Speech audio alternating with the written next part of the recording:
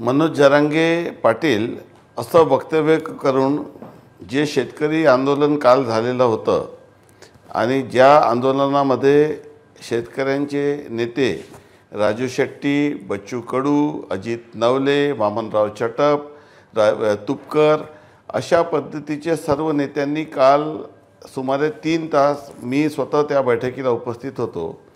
त्या बैठकीमध्ये चर्चा केली आणि चर्चेमध्ये सरकारची भूमिका जी होती ती अतिशय सकारात्मक होती. मी स्वतः आंदोलनस्थळी गेलो. माझे सहकारी राज्यमंत्री पंकज भोर यांच्यासोबत जाऊन मी त्यांना बुधवारी विनंती केली. मंगळवारी बैठक आयोजित करण्यात आली होती आणि मी विनंती केल्यानंतर त्यांनी त्या विनंतीला प्रतिसाद दिला. मी मुख्यमंत्री महोदयाशी चर्चा केली आणि चर्चा करून हा पूर्ण शिष्टमंडळ मुंबईला आलं.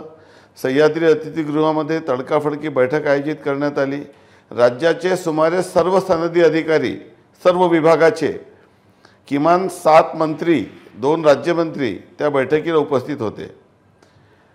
आणि आपल्याला सर्वांना आणि महाराष्ट्राच्या जनतेला मी ही बाब सांगू इच्छितो की माननीय मुख्यमंत्री महोदय आणि आमच्या सरकारने आम्ही कर्जमाफी करणार नाही अशा पद्धतीची भूमिका कधीच घेतली नाही.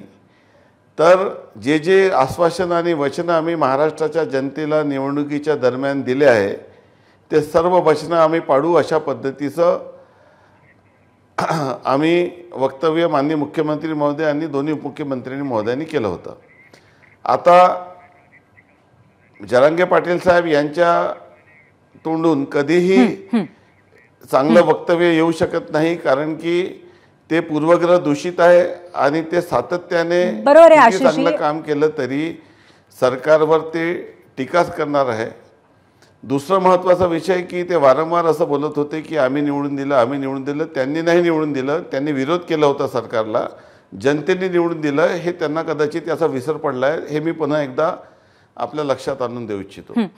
असं वक्तव्य करून जरांगे पाटील साहेब त्या शेतकरी नेत्यांची, ज्यांनी मुख्यमंत्री महोदयाशी चर्चा केली, त्यांची थट्टा करत आहे. त्यांच्या संदर्भामध्ये चुकीचं वातावरण पसरत आहे. त्यांना कदाचित या आंदोलनाची अशी सांगता होईल असं त्यांना अपेक्षित नव्हतं आणि म्हणून कदाचित ते अशा पद्धतीचं वक्तव्य करत असतील.